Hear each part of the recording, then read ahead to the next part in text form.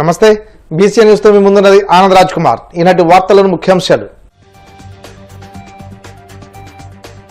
విశాఖలో భారీ AI hub ఏర్పాటుకు గూగుల్ ఒప్పందం. విశాఖను గ్లోబల్ కనెక్టివిటీ హబ్ గా మార్చడమే లక్ష్యంగా ఢిల్లీలో సీఎం చంద్రబాబు సమక్షంలో చారిత్రాత్మక ఒప్పందం. మంగళగిరి జనసేన పార్టీ కార్యాలయంలో జనవాణి కార్యక్రమం. ప్రజల నుండి అర్జీలు స్వీకరించిన టీడ్కో చైర్మన్ వేములపాటి అజయ్ కుమార్. నకిలీ మద్యం కేసులో అరెస్టైన వారంతా చంద్రబాబు లోకేష్కు అత్యంత సన్నిహితులన్న వైసీపీ నేతలు. వ్యవస్థలను మేనేజ్ చేయడంలో చంద్రబాబు దిట్టని వ్యాఖ్య.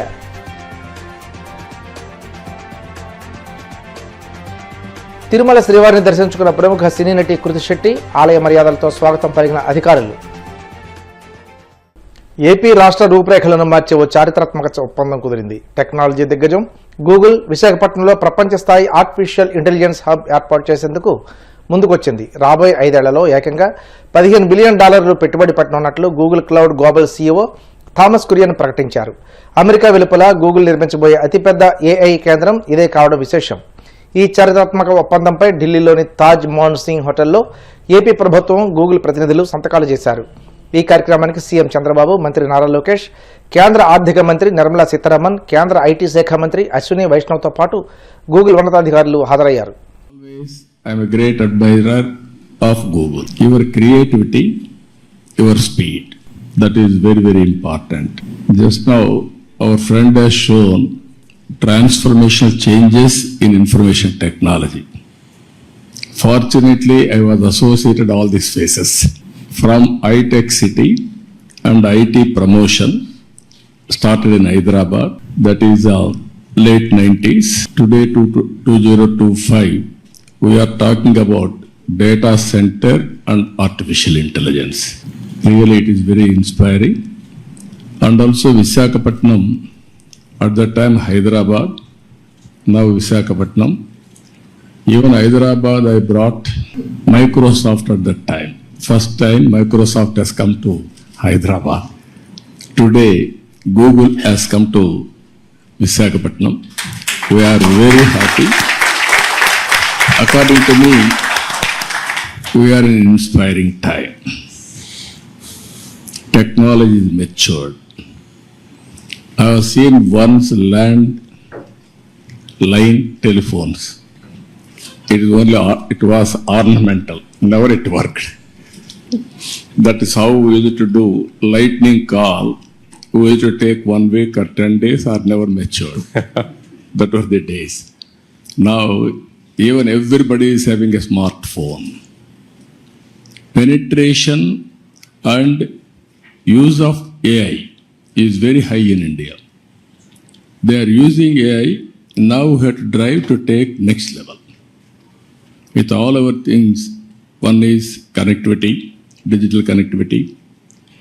Second is data center and AI, real-time data collection, integration of historical data and global knowledge. It will be a deadly combination. According to me, our Prime Minister has visualized vision Viksit Bharat 2047. We can achieve well in advance by using all these techniques. We are having strong Prime Minister. He is a visionary, not only visionary, he can understand technology.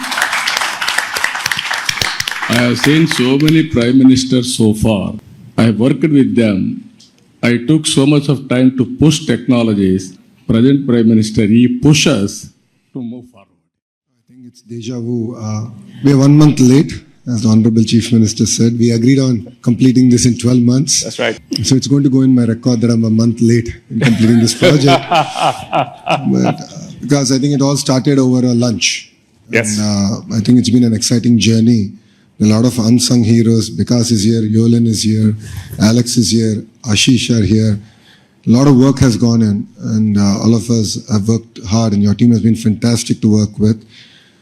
Under the visionary leadership of the Honorable Prime Minister and the Honorable Chief Minister, and under the direction of the Honorable Finance Minister, Madam Sitaraman ji, and then of course under the guidance, I always call him my big brother, Ashwini ji has been an amazing guidance for me in terms of landing this project. What you see is India at its best. It shows that state and the central government together can lead it from the front. Data is the new oil, and data centers are the new refineries. At this juncture, I believe it's not about Andhra Pradesh playing an important role in India, but India playing an important role on the global landscape. And this is what excites us. And this is why, the entire leadership is aligned in terms of executing this project at this scale. And as the HRD minister, now all the senior ministers have given me clear guidance that we have to skill up, we have to embrace AI, we have to look at revamping our curriculum, getting our youngsters ready for the next wave of opportunities. India has been the beneficiary of the IT education in the past. We have seen the Y2K revolution transform cities like Hyderabad and Bangalore. And now we're going to see that AI revolution transforming the next wave of cities, if I may. And that's where education plays a very, very important. నకిలీ మద్యం కేసులో చంద్రబాబు లోకేష్లకు అత్యంత సన్నిహితులుగా ఉన్న TDP నేతలు పట్టుబడడంతో భయపడ్డ కూటమి ప్రభుత్వం మరోసారి తనకు అలవాటైన డైవర్షన్ పాలిటిక్స్కు బయట తీసిందని వైసీపీ లీగల్ సెల్ అధ్యక్షుడు మనోహర్ రెడ్డి, ఎస్ఎస్ఎల్ అధ్యక్షుడు మాజీ ఎమ్మెల్యే టీజీఆర్ సుధాకర్ బాబు మండిపడ్డారు. తాడేపల్లి వైసీపీ కేంద్ర కార్యాలయంలో మీడియాతో మాట్లాడుతూ ఇప్పటికే ప్రభుత్వ పెద్దల సహకారంతో టీడీపీ నేతలు నకిలీ మద్యం రాకెట్ను నడిపిస్తున్న వైనంపై ప్రజల్లో తీవ్ర ఆగ్రహం వ్యక్తమవుతుండటంతో ఈ బురద వైసీపీకి అంటించేందుకు మాస్టర్ ప్లాన్ వేశారని ధ్వజమెత్తారు. ఈ కేసులో ప్రధాన నిందితుడిగా ఉన్న జనార్దన్ రావుతో ఒక వీడియో తీయించి దానిలో మాజీ మంత్రి జోగి రమేష్ పేరు చెప్పడంతో ఈ కుట్ర బయటపడిందన్నారు. ఇది ఖచ్చితంగా పోలీసుల కుట్ర. ఎందుకంటే జనార్దన్ రావు ఎయిర్పోర్ట్లో ఏ డ్రెస్తో దిగారు, సూట్ కేసు పట్టుకొని ఏ డ్రెస్తో ఉన్నాడు, అదే డ్రెస్తో ఇవాళ వీడియో కూడా రిలీజ్ చేశారు. అదేవిధంగా ఈ సందర్భంగా పక్కన ప్రాంప్టింగ్ ఉంది, పక్కన చెప్పమని చెప్తా ఉండేది కూడా వినిపిస్తూ ఉంది. అదేవిధంగా అవి పోలీస్ అధికారులు ప్రశ్నలు అడుగుతున్నారా, ఈయన సమాధానం చెప్తున్నాడా, లేకపోతే పక్కన ఇలా చెప్పని ప్రాంప్ట్ చేస్తున్నారా అని సేమ్ అదే డ్రెస్ ఉంది. కాబట్టి 11వ తేదీ అరెస్టు చేసిన తర్వాతనే ఆయనతో స్పష్టంగా ఈ వీడియో వీళ్ళు తెలుగుదేశం పార్టీ ఆదేశాల మేరకు, ఈ ఎల్లో మీడియా ఆదేశాల మేరకు, పోలీసు వాళ్ళు చంద్రబాబు నాయుడు ఆదేశాల మేరకు ఈ రికార్డు చేసినట్టు స్పష్టంగా తెలుస్తుంది. ఒకవేళ అదే అంశం నిజమై ఉంటే ఎందుకు నిన్న రిమాండ్ చేసినప్పుడు ఆ రిమాండ్ రిపోర్ట్లో జోగి రమేష్ గారి పేరును ఎందుకు ప్రస్తావించాలి? దీనికి స్పష్టంగా సిట్ అధికారులు సమాధానం చెప్పాలా, ఈ ప్రభుత్వం సమాధానం చెప్పాలా. ఈ వీడియో నిజంగా కుట్రకోణంతో వైఎస్ఆర్ కాంగ్రెస్ పార్టీ పైన వేయడానికి చేసిన కుట్ర మాత్రమే. కాబట్టే దీన్ని ప్రాంప్ట్ చేశారు. ఇది అదే పనిగా ఆయనతో చెప్పించారు, అతనికి అభయం ఇచ్చారు, నీకేం భయం లేదని చెప్పి నిన్ను రిలీజ్ చేయిస్తామో వాళ్ళపైన చెప్పు అని చెప్పారు. కాబట్టి ఇదంతా చేశారనేది స్పష్టంగా అర్థమవుతుంది. రాష్ట్ర వ్యాప్తంగా వాళ్ళకి చిత్తశుద్ధి లేదు దీన్ని కంట్రోల్ చేయాలని. వాళ్ళు ఎక్కడైనా ఈ రాష్ట్రంలో వేరే పార్టీకి ఉన్నాయా? షాపులు కానీ, బెల్ట్ షాపులు కానీ, పర్మిట్ రూమ్లు కానీ, ఇవి మొత్తం తెలుగుదేశం పార్టీ వారి చేతుల్లోనే ఉన్నాయి.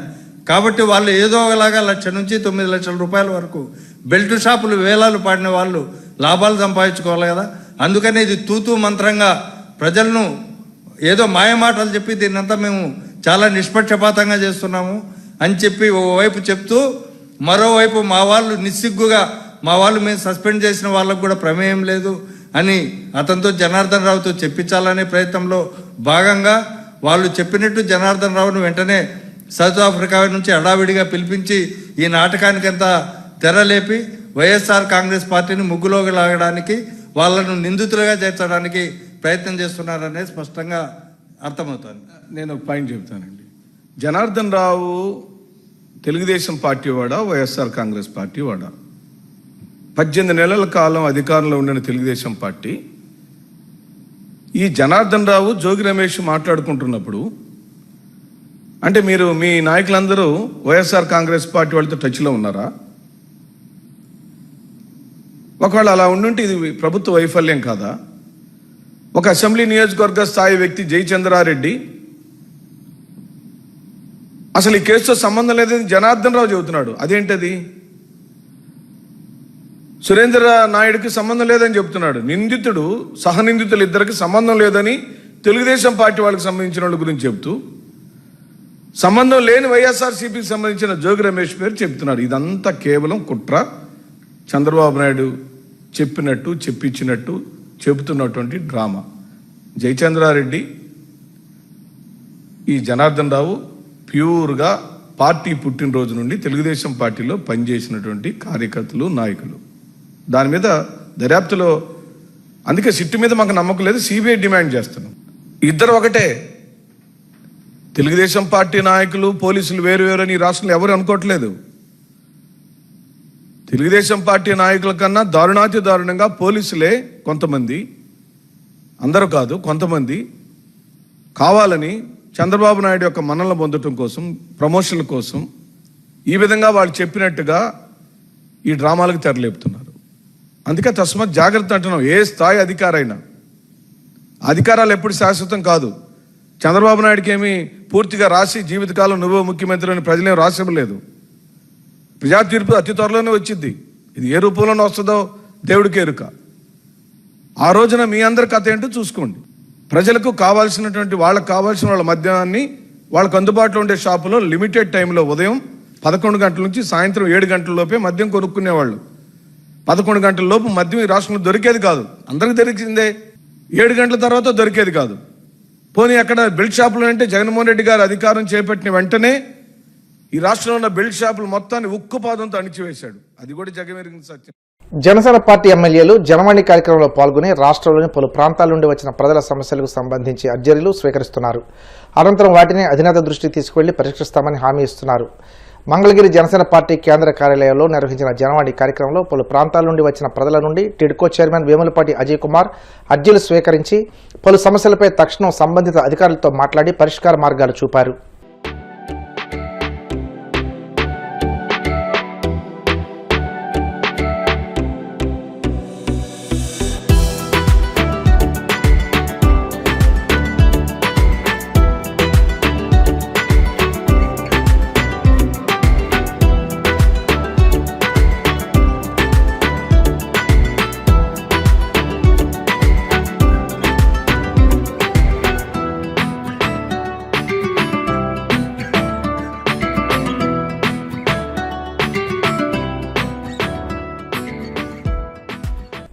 నోటికొచ్చిన హామీలు ఇచ్చి ప్రజలను వంచనకు గురి చేసిన కూటమి ప్రభుత్వ పాలనను, ప్రజలకు జరిగిన మోసాన్ని వైసీపీ శ్రేణులు ఇంటింటికి వెళ్లి వివరించాలని మాజీ మంత్రి, వైసీపీ తూర్పుగోదావరి జిల్లా అధ్యక్షులు చెల్లుబోయిన వేణుగోపాలకృష్ణ పిలుపునిచ్చారు.